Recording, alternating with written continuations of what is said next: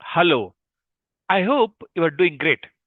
As a part of this video, we'll understand the data quality within data mismatch check.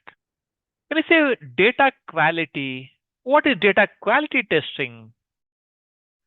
Data quality testing verifies if the data meets predefined standards for accuracy, completeness, consistency, and integrity.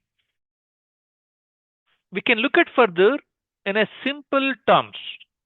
Data quality testing checks if the data is clean, reliable, and fits the quality criteria necessary for the business or analytical use.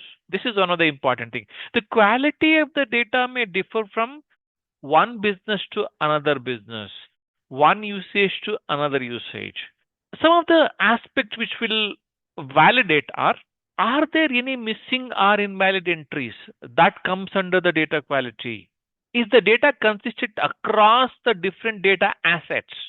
Does the data adhere to the integrity rules defined as a part of the requirements document?